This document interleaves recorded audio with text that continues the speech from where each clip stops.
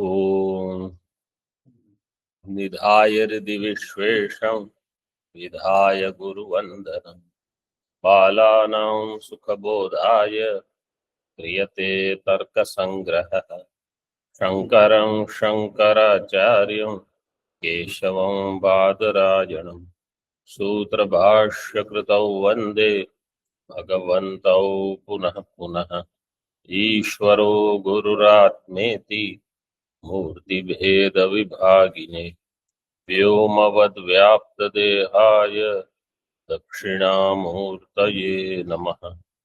ओम शांति शांति शांति।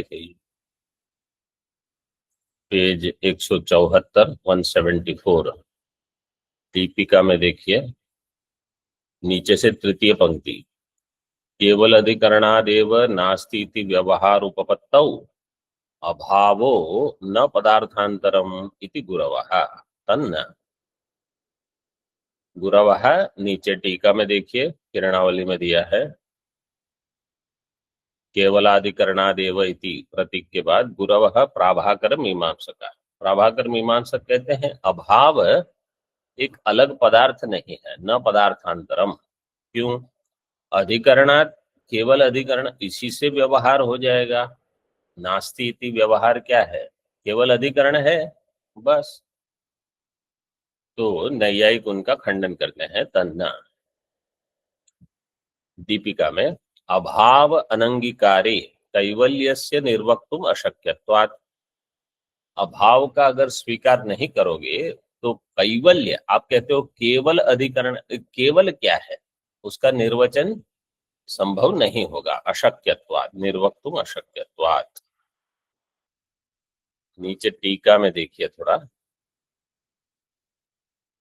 तन्मतम निराकरोति, उसकी अगली पंक्ति में यत् केवलाधिकरणात् एव इति अत्र केवलत्वं तस्य निर्वचनम एव विलुप्तम स्यात्। केवलत्व का निर्वचन ही आप नहीं कर पाओगे। क्यों? यतः किं नाम नास्ति इति व्यवहार काले भूतले केवलत्वम। नास्ति इस प्रकार का व्यवहार काल जब होता है तो भूतले केवलत्वम मतलब भूतल हो जाएगा केवल। भूतले केवलत्वम, जैसे घटे घटत्वम, घट में रहेगा घटत्व, तो भूतले केवलत्वम इसका अर्थ है भूतल हो गया केवल। यदि भूतलात्मकत्व मात्रम, मतलब केवल भूतल का अर्थ है वहां भूतल मात्र है, अन्य कुछ नहीं है। तदा घटवत् भूतलस्यापि तादृश भूतलात्मकत्वेन तदानीं तत्र घटाभाववत्ता बुद्धि प्रसंगस्यात्। अब आप कहोगे भूतल है, उसका नाम हो गया केवल, क्योंकि भूतले केवलत्वम, तो भूतल है केवल। जैसे घटे घटत्वम, तो घट हो गया घट, घटे में सप्तमी निकाल दो, घटत्वम में त्वम निकाल दो। ऐसे भूतले केवलत्वम, तो भूतले में सप्तमी निकाल के भूतल है, केवलत्वम में त्वम निकाल के तो भूतल हो गया केवल। तो भूतल पे घट रख दो, अब तो केवल नहीं रहा, अब वो घटवान भूतल है। घटवत भूतलम, भूतल में घट होने पर घट अभाववत्ता बुद्धि प्रसंग स्यात्। यदि च घटाभाववत्वम एव केवलत्वम, और घटाभाववत्वम ही केवल हो गया तो घटाभाववत भूतले वर्तते न तो सर्वत्र इति उच्यते। नहीं, कोई कहेगा घट अभाव वाला भूतल ही हम केवल कहेंगे, घट अभाव वाला भूतल केवल, तो अन्यत्र भूतल है तो उसको केवल संज्ञा नहीं मिलेगी, लेकिन भूतल तो सर्वत्र है। तो इसलिए केवलत्व ही आप निर्वचन नहीं कर पाओगे, इसलिए आपको अभाव एक अन्य पदार्थ स्वीकार करना पड़ेगा। फिर और भी प्रश्न आएगा कि उसका प्रतियोगी क्या है। जब आप कहोगे केवल, घटाभाववत भूतलम का अर्थ है केवल, तो प्रतियोगी कौन होगा? नहीं बता पाओ। आगे देखिए दीपिका में, अब ज्यादातर दीपिका चलाएंगे। अभावा भावो भाव एव, अभाव का अभाव वो क्या है? भाव ही है, न अतिरिक्त है। अभावा भावो भाव एव न अतिरिक्त है। तस्मात् अनवस्था प्रसंगात, नहीं तो अनवस्था प्रसंग हो जाएगा। अगर आप कहोगे अभाव का अभाव एक अन्य पदार्थ है, फिर अभाव के अभाव का अभाव और एक अन्य पदार्थ मानोगे तो अनवस्था। इसलिए अभाव का अभाव भाव ही ऐसे। ध्वंस प्राग भाव है, प्राग भाव ध्वंसश्च प्रतियोगी एवं इति प्रांचः। ध्वंस का प्राग भाव और प्राग भाव का ध्वंस। ध्वंस का प्राग भाव क्या होगा? घट। घट का ध्वंस हो गया। ध्वंस होने पर घट नहीं रहा, तो ध्वंस के पहले क्या था? घट, मतलब प्रतियोगी। इसी प्रकार प्राग भाव का ध्वंस हो गया। प्राग भाव का ध्वंस हो गया तो क्या उत्पन्न हुआ? घट। घट मतलब प्रतियोगी। तो इसलिए देखो यहाँ दिया है ध्वंस प्राग भाव। ध्वंस में दो व दिया है, ध्वंस लिखा है, ध्वंस कर दो उसको। ध्वंस का प्राग भाव और प्राग भाव का ध्वंस। देखो ये शब्द से कैसे मतलब बताने का एक तरीका है। प्रतियोगी एवं इति प्रांच है, ये प्राचीन नैयायिक ऐसे कहते। अभावा भावस्तु अतिरिक्त एवं, ये नव्य न्याय वाले कहेंगे। प्राचीन नैयायिक ने क्या कहा? अभाव का अभाव भाव रूप है। नव्य न्याय वाले क्या कहेंगे? अभाव का अभाव एक अतिरिक्त पदार्थ है। क्यों? कोई बता सकता है? प्राचीन वालों ने क्या कहा? घट अभाव का अभाव मतलब घट है। नव्य वाले क्या कहेंगे? नहीं, अभाव का अभाव एक अतिरिक्त पदार्थ। क्यों ऐसा कहते हैं?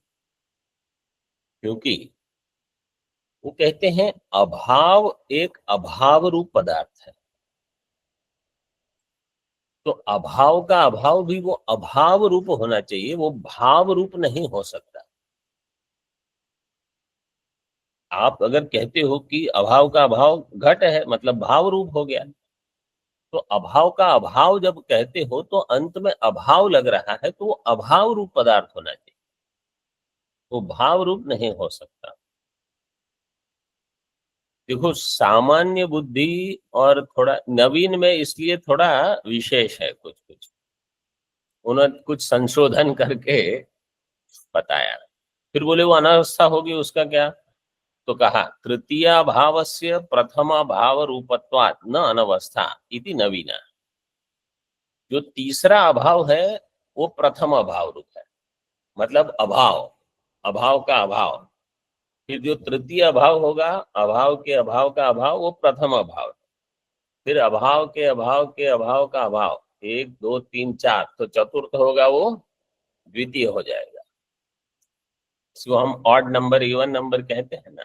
तो सारे ऑड वाले एक में और इवन वाले दूसरे में। इति नवीना, ये नव्य न्याय वाले कहते हैं। इसको केवल इतना ध्यान रखो, कोई कोई मानते हैं अभाव का अभाव भाव रूप है और कोई कहते हैं नहीं, अभाव का अभाव एक अन्य पदार्थ है। आगे देखो, सर्वेषामपि पदार्थानां यथा यथमुक्तेष्वन्तर्भावात् सप्तैव पदार्था इति सिद्धम।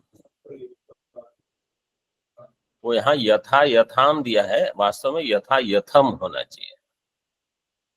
किसी के पास अगर इसका मूलम है पहले अन्य टीका तो देख लो, मतलब अन्य पुस्तक में कहीं सर्वेषाम अपि पदार्थ, जितने पदार्थ हैं। तो वैशेषिक ने कितने पदार्थ माने हैं? सप्त पदार्थ, सात। यथा यथम उक्तेषु अंतर्भावात, सारे ही पदार्थ जो अन्य हैं सात को छोड़ के, उनका सात में ही अंतर्भाव है, इसलिए सप्तैव पदार्थ है इति सिद्धम, सात ही पदार्थ है, अन्य पदार्थ नहीं। क्या दिया? यथा यथम स्वामी जी। यथा यथम, हाँ यथा यथम ठीक है। यथा यथम उक्तेषु, दीपिका में देखिए। हाँ पहले थोड़ी किरणावली देखिए। परम कारुणिकेन न्याय विद्या आविष्कर्त्रा गौतम महर्षिणा षोडश पदार्थाः स्वीकृता। गौतम महर्षि ने परम करुणा करके न्याय में 16 पदार्थ का स्वीकार किया। अत्र च सप्त तथा च तद अकथनेन मूलस्य न्यूनता स्यात्। अगर उनका आप कथन नहीं करोगे 16 का, तो यहाँ 7 में ही निपटा दिया तो न्यूनता हो जाएगी। इति आशयेन तादृश पदार्थानाम अत्रैव अंतर्भावम, उनका अंतर्भाव यही बता रहे हैं। प्रदर्शयितुम शंकते, दीपिका में ननु। अब ये देखो 16 पदार्थ बता रहे हैं। प्रमाण प्रमेय संशय प्रयोजन दृष्टांत सिद्धांत अवयव तर्क निर्णय वाद जल्प वितंडा हेत्वाभास छल जाति निग्रह स्थानानाम। कितने हो गए? 16। तत्व ज्ञाना निश्रेयस अधिगम। 16 मतलब गिन के वो कहा कि वहां लिखे हैं 16 इसलिए बस। तो ये 16 पदार्थ हैं। प्रमाण प्रमेय संशय प्रयोजन दृष्टांत सिद्धांत इत्यादि। इति न्याय शास्त्रे षोडश पदार्थानाम उक्तत्वात्। न्याय शास्त्र में 16 पदार्थ बताए गए हैं। कथम सप्त एव इति अतः आह, 7 में ही आपने तो कहा 7 ही है। कहा सर्वेषाम पदार्थानाम यथायथम उक्तेषु अंतर्भाव, इसी में बाकी सबका अंतर्भाव है। सर्वेषाम सप्तषु एव अंतर्भाव इत्यर्थ है। आगे देखिए। आत्म शरीर इंद्रिय अर्थ बुद्धि मनः प्रवृत्ति दोष प्रेत्य भाव फल दुख अपवर्गास्तु प्रमेयम इति 12 विधम प्रमेयम। अभी एक एक को बता रहे हैं। न्याय के जो 16 पदार्थ है उसकी व्याख्या तो हमारा तो मुख्य विषय समाप्त हो गया है। अब केवल ये अधिक केवल थोड़ा है, 2-3 कक्षा में इसको देख लेते हैं। आत्मा शरीर इंद्रिय अर्थ बुद्धि मन प्रवृत्ति दोष प्रेत्य भाव फल दुख अपवर्ग, ये हो गए 12। ये हो गए प्रमेय। प्रवृत्ति क्या है? धर्माधर्मौ। एक एक शब्द में 2-3 शब्द में व्याख्या कर लेते हैं। प्रवृत्ति का अर्थ है धर्माधर्म, उसका अंतर्भाव हो गया सप्त पदार्थ में। हो गया। जी स्वामी जी। हो गया। त्रयोदश है नहीं, प्रेत्य भाव एक शब्द है। जब मैंने पढ़ा तभी आपको ध्यान देना है। उस समय आप यहाँ वहां देखोगे तो नहीं होगा। धर्माधर्म आ गए आत्मा के। राग द्वेष मोहा, ये दोषा, दोष है ये। राग द्वेष मोह ये सब आ गए। मोह कहाँ आ गया? अयथार्थानुभव, ये मोह है जिसमें संशय विपर्यय इत्यादि आता। राग है इच्छा, द्वेषो मन्यु, मन्यु का अर्थ क्या है? क्रोध है। मन्यु का अर्थ है क्रोध है। जब उपाकर्म करते हैं वहां कामः कार्षी मन्युः कार्षी मंत्र बोलते हैं। ये मोह शरीरादौ आत्मत्व भ्रम। मोह क्या है? शरीर आदि में आत्मत्व बुद्धि। प्रेत्य भावो मरणम। देखो प्रेत्य भाव एक शब्द है। प्रेत्य भाव का अर्थ है मरणम, क्योंकि जब यहां से प्रेत्य मतलब गमनम, यहां से कहीं और चले गए। प्रकृष्ट रूपेण एत्य, तो यहां से जब गमन हो जाता है तो यहां जो अभाव रहेगा उस अभाव को कहा जाएगा मरणम। फलम भोगः अपवर्गो मोक्षः। मोक्ष, मोक्ष की परिभाषा क्या है? सच स्व समानाधिकरण दुख प्रागभाव असमान कालीन दुख ध्वंस। इसको याद रख लेना, ये हमने पहले देख लिया है जब दीपिका किरणावली सब कर रहे थे उस समय। स्व समानाधिकरण दुख प्रागभाव असमान कालीन दुख ध्वंस। जैसे चैत्र का अंतःकरण है अथवा आत्मा, वो आत्मा को मानते हैं, तो चैत्र के आत्मा में उस अधिकरण में दुख के प्राग अभाव के समय, दुख प्राग अभाव असमान कालीन दुख ध्वंस है। वहां किसी दुख का ध्वंस, दुख का ध्वंस होना उसका अर्थ क्या है कि पहले दुख था तब ध्वंस होगा। उस काल में जहां दुख का प्रागभाव है, किसी अन्य दुख का ध्वंस नहीं है, मतलब दुख नहीं है, प्रतियोगी हो गया दुख, तो असमान कालीन दुख ध्वंस, समान काल में दुख ध्वंस नहीं। प्रयोजनम सुख प्राप्ति ही दुख हानिश्च। प्रयोजन क्या है? दुख हानि सुख प्राप्ति। दृष्टांतो महानसादि, दृष्टांत भी एक प्रमेय है, महानस। प्रामाणिकत्वेन अभ्युपगतो अर्थः सिद्धांत, सिद्धांत का अर्थ है प्रामाणिक रूप से जिसका स्वीकार किया गया है ऐसा अर्थ है, यह है सिद्धांत। अब ये षोडश जो पदार्थ है उसको बता रहे हैं। प्रमाण तो बता दिए 4, प्रमेय 12 बता दिए, संशय बता दिया पहले ही, प्रयोजन कह दिया, दृष्टांत सिद्धांत हो गया। अब अवयव, अवयव पहले बता दिए हैं। आगे निर्णय है, निर्णय है निश्चय है। निर्णय का अर्थ है किसी विषय का निश्चय करना। वो कब होगा? सच प्रमाण फलम, वो प्रमाण का ही फल है। तत्व बुभुत्सो हो कथावाद है,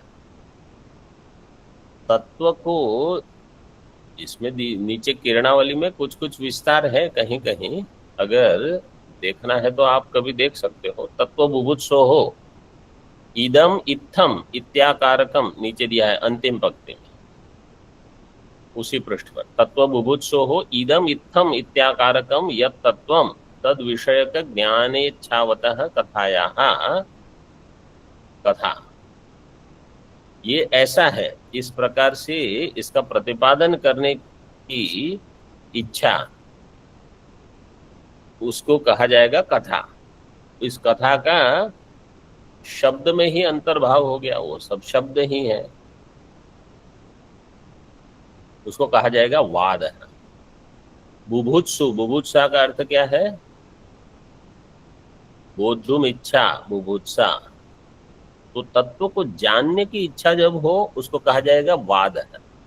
वाद है का ही एक अर्थ हो जाएगा संवाद। जैसे हम कहते हैं गीता में, इति श्रीमद् भगवद गीतासु उपनिषत्सु ब्रह्म विद्यायाम योग शास्त्रे श्री कृष्णार्जुन संवादे, वाद को ही संवाद।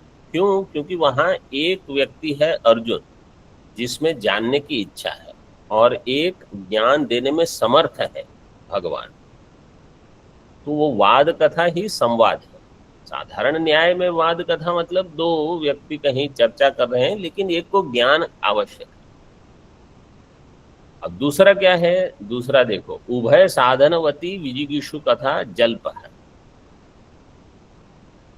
उभय साधनवती, दोनों प्रकार के जो परपक्ष स्वपक्ष दोनों प्रकार से साधन करके विजिगीषु कथा, विजिगीषु, विजिगीषा क्या है? हाँ? जेतुम इच्छा, जेतुम इच्छा, विजिगीषा जीतने की इच्छा। तो जल्प उसको कहा जाएगा जहां अन्य को परास्त करना है बस और अपने को जीतना है। तो उनको अन्य को बोध हो कि नहीं उसमें कोई ये अधिक महत्व नहीं है। वो जल्प का था। और स्वपक्ष स्थापन हीना वितंडा। वितंडा क्या है? स्वपक्ष का स्थापन जहां नहीं है। आपका पक्ष क्या है? बोले हमारा को ये खंडन खंड खाद्य है, ये वितंडा है ग्रंथ पूरा। उसमें हमारा क्या पक्ष है वो नहीं, वेदांत पक्ष बताया ही नहीं है। पूरे ग्रंथ में केवल यह है कि आपका ये गलत है, ये गलत है, ये गलत है, सब गलत है। न्याय का पूरा खंडन। आप क्या कहना चाहते? बोले उपनिषद पढ़ो, गीता पढ़ो, ब्रह्म सूत्र पढ़ो। हम क्या कहना चाहते हो हम यहाँ नहीं कहेंगे। आप गलत हो हम केवल ये कहेंगे। इसको कहता है वितंडा। तो स्वपक्ष स्थापन ही ना। और कथा क्या है? कथा नाम नाना वक्तृक पूर्वोत्तर पक्ष प्रतिपादक वाक्य संदर्भ। सभी लोगों को पता है ना हम कहाँ पढ़ रहे हैं? 177 दीपिका में प्रथम पंक्ति। कथा क्या है? नाना वक्तृक है, जिसमें अनेक वक्ता हो। नाना वक्तृक है, पूर्व उत्तर पक्ष प्रतिपादक वाक्य संदर्भ। एक पूर्व पक्ष प्रतिपादक वाक्य का संदर्भ होगा, एक उत्तर पक्ष प्रतिपादक वाक्य संदर्भ। वाक्य संदर्भ का अर्थ है, देखो दीप किरणावली में तृतीय पंक्ति में दिया है, वाक्य संदर्भो नाम वाक्य समूह। वाक्य संदर्भ वाक्य समूह। तो एक पूर्व पक्ष का स्थापन करेगा, एक उत्तर पक्ष का। इसको कहते हैं कथा। सामान्य लोग क्या कहेंगे? यह कथा चल रही है, कोई राम कथा है, कुछ भागवत कथा है, साधारण। ये कथा ये नहीं। यहाँ तो कथा का अर्थ है दोनों अपने पक्ष का प्रतिपादन, वो भी युक्ति से और अनुमान आदि का प्रयोग करके, ऐसे ही केवल बोल के नहीं, प्रमाण का उपयोग कर। आगे देखिए, अभिप्रायांतरेण प्रयुक्तस्य अर्थांतरम प्रकल्प्य दूषणम छलम। छल क्या है? अभिप्राय, जो अभिप्राय से बताया गया है उससे भिन्न, अभिप्रायांतरेण प्रयुक्तस्य अर्थांतरम प्रकल्प्य, कोई अन्य ही अर्थ निकालना। जैसे प्रसिद्ध दृष्टांत देते हैं, यहां भी दिया है, देखो अभिप्रायांतरेण प्रतीक के बाद, यथा नवकंबलोयम देवदत्ता। नव कंबल का अर्थ है नूतन कंबल, और नव कंबल का अर्थ है नव कंबल। तो कोई कहेगा नव कंबलोयम, तो अन्य कोई व्यक्ति कहेगा न अस्य नव संख्यकाः कंबलाः सन्ति, इसके पास 9 कंबल कहाँ है। तो इसको सामान्य लोग क्या कहेंगे? अरे देखो क्या चातुर्य है, किसी ने कुछ कहा उसने पलटा के कुछ और बोल दिया। न्याय शास्त्र में इसको छल कहा जाता है, ये गलत है, आप हार गए। मतलब सामान्य लोग क्या कहेंगे कि अगर किसी ने कहा नव कंबलोयम, तो अन्य ने कुछ और बोल दिया, तो वो जीत गया, ये हार गया बेचारा। क्यों? इसको पता ही नहीं चला, उसने कुछ उल्टा बोल दिया। वास्तव में ऐसा नहीं है। कथा में तो जो ऐसे गलत उच्चारण करेगा वो हार जाता है, क्योंकि आपको जो अभिप्राय से बताया गया था उससे अन्य अभिप्राय से आप बोल रहे हो, तो आपने छल किया, आप परास्त हो गए। ये शास्त्रीय, कम से कम इतना तो सीख ही लेना चाहिए कि यहाँ जय पराजय, मतलब ठीक ठीक तरह आप विचार करके देखो। ऐसे नहीं कि कुछ शब्द में इधर उधर जाल करके जीत लिए, ऐसे नहीं। अब देते हैं जाति ही। अब जाति शब्द का एक अर्थ तो हमने देख लिया। जाति का अर्थ है सामान्य। उसकी परिभाषा क्या थी? अनेकेषु अनुगतम। बस इतना ही। नित्यम एकम अनेकेषु अनुगतम। जाति सामान्य का, नित्यम एकम अनेकेषु अनुगतम। याद है कि नहीं? पुस्तक में है सब। तो अभी जाति का और एक अर्थ देते हैं, असद उत्तरम जाति। अगर असद उत्तर दिया गया उसको भी जाति कहते हैं, ये भिन्न है। जाति जाति शब्द है। तो ये जाति छल ऐसे जब कहते हैं तो आप समझ लो ये जाति यहाँ असद उत्तर है, मतलब गलत उत्तर दिया आपने। अब वो कितने प्रकार की है देखो, साधर्म्य, वैधर्म्य, उत्कर्ष, अपकर्ष, वर्ण्य, अवर्ण्य, विकल्प, साध्य, प्राप्ति, अप्राप्ति, प्रसंग, प्रतिदृष्टांत, अनुत्पत्ति, संशय, प्रकरण, अहेतु, अर्थापत्ति, अविशेष, उपपत्ति, उपलब्धि, अनुपलब्धि, नित्य, अनित्य, कार्य, यहां तक समझ आता है। ये सम सब में लगेगा। तो कैसे इसका वाक्य शब्द प्रयोग होगा, साधर्म्य समाजाति अथवा साधर्म्य समजाति, वैधर्म्य समजाति, उत्कर्ष समजाति, अपकर्ष, वर्ण्य अवर्ण्य, इतनी सारी जातियां हैं। ये सब जाति का अर्थ क्या है, असद उत्तरम, असद गलत उत्तर दे दिया आपने। ये सब जाति है, इतनी सारी हैं। तो उसका सबका वर्णन किया है। हम लगभग इसका प्रयोग नहीं करते, ये केवल जो न्याय अधिक जिनको विचार करना है, टीका में सब दिए हैं। कितने दे दिए हैं देखो, 24 जातियां नीचे दिए हैं, सब प्रतीक, अनित्य समा, कार्य समा, नित्य समा इत्यादि, ये सब जातियां हैं। आगे देखो, वादिनो अपजय हेतु निग्रह स्थानम। निग्रह स्थान क्या है, वादी का अपजय मतलब पराजय, वादी का जो पराजय हेतु है उसको कहा जाएगा निग्रह स्थान। मतलब आपने गलत हेतु दे दिया, ये है आपका निग्रह स्थान। अथवा नहीं, गलत हेतु नहीं, जिस हेतु से आपका पराजय हो रहा है, जिस हेतु मतलब जिस कारण से, वो सभी कारण को निग्रह स्थान माना जाएगा। जैसे आगे देते हैं, प्रतिज्ञा हानि ही, प्रतिज्ञांतरम, प्रतिज्ञा विरोध, प्रतिज्ञा संन्यास, हेत्वंतरम, अर्थांतरम, निरर्थकम, अविज्ञातार्थम, अपार्थकम, अप्राप्त कालम, न्यूनम, अधिकम, पुनरुक्तम, अननुभाषणम, अज्ञानम, अप्रतिभा, विक्षेपः, मतानुज्ञा, पर्यनुयोज्योपेक्षणम, निरनुयोज्यानुयोगः, अपसिद्धांतः, हेत्वाभासाश्च निग्रह स्थानानि। ये सारे निग्रह स्थान।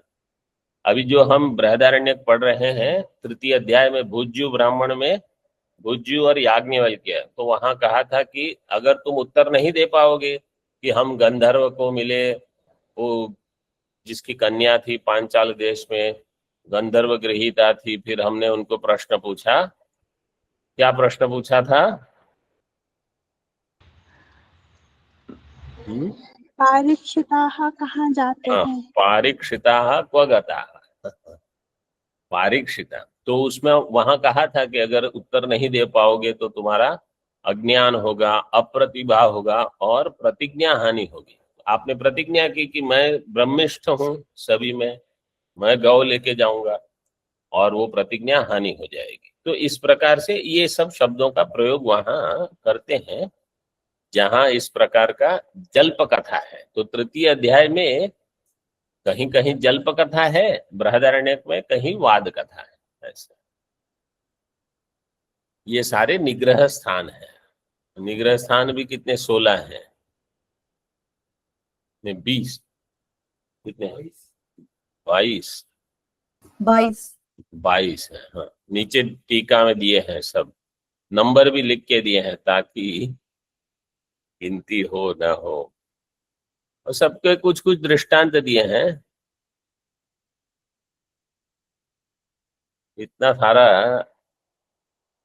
आवश्यक नहीं है, केवल शब्द याद रखिए कि ये सब शब्द हैं वहां, बस। शेषम सुगमम, बाकी सब सरल है।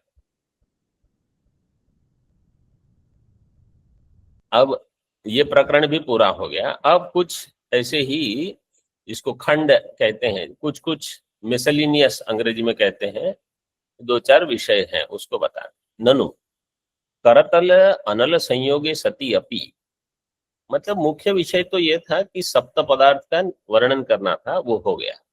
इसके बाद कहा है कि वहां तो 16 पदार्थ दिए हैं, उनका है कि उनका अंतर्भाव है, वो भी बता दिए। और अधिक वहां इसलिए है कि वहां प्रधान ये वाद कथा है, फिर कहीं जल्प हो, कहीं कुछ हो, कहीं कुछ हो, तो निग्रह स्थान क्या है वो सब बता दिया। अब कोई कहता है कि एक और पदार्थ मानना चाहिए, क्या? करतल अनल संयोगे सती अपि प्रतिबंधके सती दाह अनुत्पत्ते है शक्ति ही पदार्थांतरम इति चेत, शक्ति नाम का एक अन्य पदार्थ है कि जब हस्त से अग्नि का स्पर्श होगा तो अगर वहां प्रतिबंधक है तो दाह उत्पत्ति नहीं होगी, इसलिए अग्नि में एक शक्ति पदार्थ मानना पड़ेगा। इसका पहले ही हमने विचार कर लिया है, यहाँ फिर से थोड़ा विचार दिया है। इति चेत न प्रतिबंधक अभावस्य कार्यमात्रे कारणत्वेन शक्तेः अनुपयोगात्, प्रतिबंधक अभाव, प्रतिबंधक का जब अभाव होगा, अभावस्य कार्यमात्रे कारणत्वेन, प्रतिबंधक के अभाव होने से कार्य की उत्पत्ति हो जाएगी, तो प्रतिबंधक अभाव को कारणत्वेन स्वीकार करना, ये शक्ति की कल्पना करने की आवश्यकता नहीं है, न्याय वाले कहेंगे। शक्ति है अनुपयोग। वेदांत में जो वेदांत परिभाषा पढ़ रहे हैं, वेदांत में शक्ति का स्वीकार किया है कि शक्ति का खंडन किया है? मतलब शक्ति एक अलग पदार्थ है कि शक्ति एक अलग पदार्थ नहीं है? याद है वेदांत परिभाषा? शक्ति को एक अलग पदार्थ माना है वेदांत में। जहां कहीं आपको ऐसे प्रश्न हो कि न्याय में ऐसा कहा है तो वेदांत में क्या कहा होगा, तो केवल नए समास कर दो इससे अन्यथा। जैसे उन्होंने तमह को अन्य पदार्थ नहीं माना, केवल प्रकाश का अभाव माना, तो वेदांत कहेगा नहीं, तमह एक अन्य पदार्थ है, सिद्ध भी किया है ऐसे। कारणत्वस्यैव शक्ति पदार्थत्वात्, जो कारण होगा वो शक्ति पदार्थ होना चाहिए। आप क्या कह रहे हो, जो प्रतिबंधक का अभाव है वो कारण है। प्रतिबंधक के अभाव को तो साधारण कारण वो मानते ही है। क्या साधारण कारण कौन से हैं? श्लोक क्या है उसका? ईशस्तज्ञानयत्नेच्छा कालो दृष्टं दिगेव च, कालो दृष्टं दिगेव प्राक् प्रतिबंधकाभावो कार्ये साधारणा मत। दृष्टम ने कालो दृष्ट, कालो दृष्टो दृगेव च, दिगेव च, कालो दृष्टो दिगेव च। तो प्रतिबंधक अभाव साधारण कारण में आ ही जाता है, इसलिए उसको एक अलग पदार्थ नहीं मानते। ननु भस्मादिना कांस्यादौ शुद्धि दर्शनात् आधेय शक्ति ही अंगीकार्या इति चेत, भस्म को लेकर वो कांसा होता है, उसको कांसादि से उसकी शुद्धि होती है। जैसे हम यहाँ बर्तन भस्म से ही साफ करते हैं। पहले जमाने में जिस वॉशिंग पाउडर सोप वगैरह कहाँ रहते थे, जो आप चूल्हा लगाते थे जिसके ऊपर भट्टी में रोटियां वगैरह बनती थी, तो उसी में जो कोयले की जो भस्म होती थी उसी से बर्तन साफ होते थे, अभी भी होते ही हैं। तो भस्मादिना कांस्यादौ शुद्धि दर्शना, आधेय शक्ति एक आधार शक्ति, आधेय शक्ति तो एक आधेय शक्ति का स्वीकार करना चाहिए। इति चेत न भस्मादि संयोग समान, मतलब कहना क्या चाहते हैं कि वो भस्म में एक शक्ति है साफ करने की, वो उसी भस्म के बदले आप कुछ और लोगे तो उससे चिकनाई नहीं जाएगी, वहां एक विशेष शक्ति है शुद्धि करने की। तो यहाँ कहता है नहीं, न भस्मादि संयोग समान कालीन अस्पृश्य स्पर्श प्रतियोगिक यावद अभाव सहित भस्मादि संयोग ध्वंसस्य शुद्धि पदार्थत्वात्।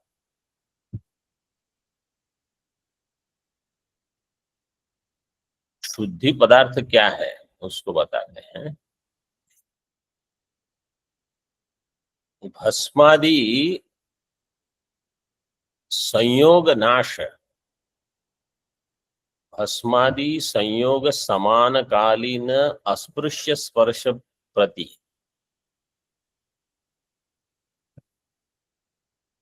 प्रतियोगिता। भस्मादि के संयोग, उसके नाश का समकालिक जितने अस्पृश्य स्पर्श हैं उनका अभाव, मतलब अन्य किसी का स्पर्श न हो, उस समय भस्मादि के संयोग का ध्वंस, यही शुद्धि है। वो स्वतः एक पदार्थ नहीं है। जैसे थोड़ा यहाँ अधिक वर्णन किया है अन्य इसमें। तो भस्म के साथ जब संयोग होगा कांसे का, तो वहां जो अभाव उत्पन्न होगा, किसका अभाव होगा? अशुद्धि का अभाव। मतलब पहले वहां शुद्धि थी, फिर अशुद्धि आई। अशुद्धि का जो अभाव है उसी को शुद्धि कहा जाता है। और जब उस राख के साथ, मतलब एशिस इसको बोलते हैं, उसके साथ जो कांसे का संयोग था, उस संयोग का ध्वंस हो जाएगा कि अब इसकी आवश्यकता नहीं है। इस प्रकार से उसको शक्ति एक अलग नहीं मानी गई। इसको थोड़ा और कल देख सकते हैं। इसके पश्चात अभी यहाँ कुछ विधि इत्यादि का निरूपण है अगले पृष्ठ पर, उसको भी देखेंगे। ओम पूर्णमदः पूर्णमिदं पूर्णात् पूर्णमुदच्यते पूर्णस्य पूर्णमादाय पूर्णमेवावशिष्यते। ओम शांति शांति शांति। शंकरं शंकराचार्यं केशवं बादरायणं सूत्रभाष्यकृतौ वन्दे भगवन्तौ पुनः पुनः। ईश्वरो गुरुरात्मेति मूर्तिभेदविभागिने व्योमवद्व्याप्तदेहाय दक्षिणामूर्तये नमः। ओम शांति शांति शांति।